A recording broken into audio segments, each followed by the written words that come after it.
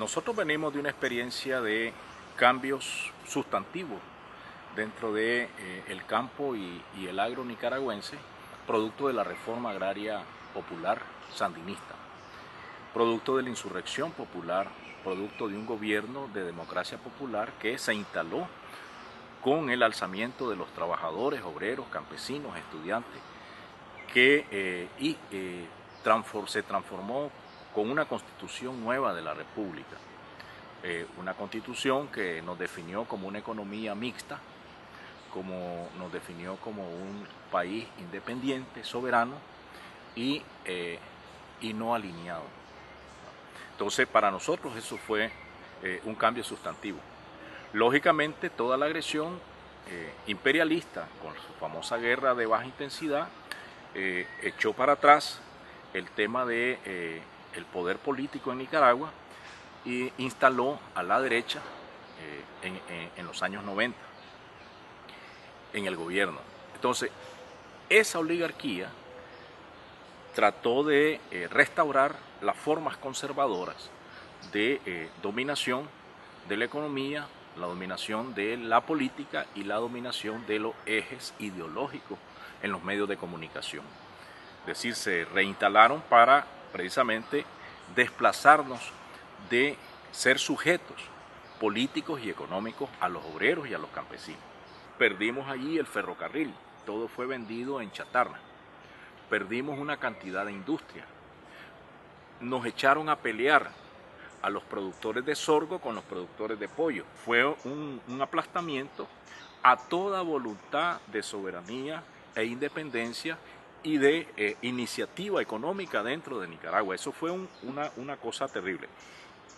El neoliberalismo entonces aprovechó ese momento de estrés social para instalar sus famosos tribunales de la empresa privada transnacional sobre el país.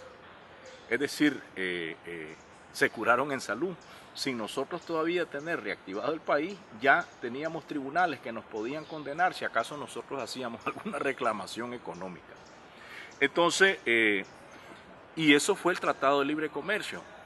9 capítulos que tienen que ver exactamente con que la economía solo recibe inversión si a su vez la inversión no tiene que ver con las leyes nacionales, sino que tenga que ver con leyes internacionales, con leyes de las transnacionales. El ejemplo más importante de nosotros es que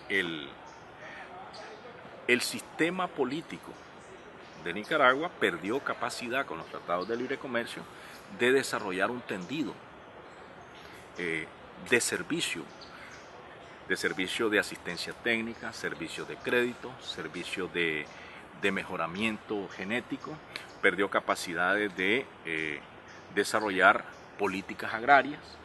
Entonces, todas esas quedaron condicionadas a las leyes de comercio, es decir, las leyes de comercio tienen superioridad por encima de las leyes de desarrollo interno.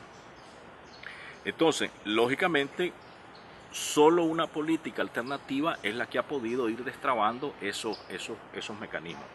Otro mecanismo que quedó debilitado fue el mecanismo del sistema de abasto, el sistema de soberanía alimentaria, pero nosotros logramos ahora ya introducir y aprobar en la Asamblea Nacional la Ley de Soberanía Alimentaria. Entonces hay, digamos, un rejuego de fuerzas políticas en donde nos quitan a los campesinos derechos, pero a su vez nosotros hemos ido recuperándolos con el nuevo gobierno. Entonces estas son, digamos, políticas que le facilitan a las transnacionales colocar sus enormes establecimientos de super e hipermercados, y nosotros tenemos que defendernos con el desarrollo de ferias campesinas para abastecer a los mercados locales de los municipios. Para nosotros el reto está, por un lado, en una integración regional centroamericana, porque nosotros primero es nuestro abastecimiento familiar y luego el abastecimiento del mercado municipal, y luego la integración con los campesinos y trabajadores de los países vecinos, es decir, de Honduras, de El Salvador, de Guatemala, Costa Rica, porque es allí donde nosotros podemos desarrollar una política grande de mejoramiento de nuestras condiciones sociales. No es lo mismo ir a trabajar o venir de un país vecino a trabajar al otro que tener que viajar hasta Estados Unidos o hasta México, donde hemos sufrido muchas muertes como migrantes. Entonces, para nosotros el tema está en el desarrollar la economía comunitaria, la economía local. Esa es una de las puertas, pero también poder desarrollar una infraestructura que nos permita el desarrollo de la pequeña industria y el desarrollo de los mercados y los abastos cercanos e inmediatos. Eso es la soberanía alimentaria.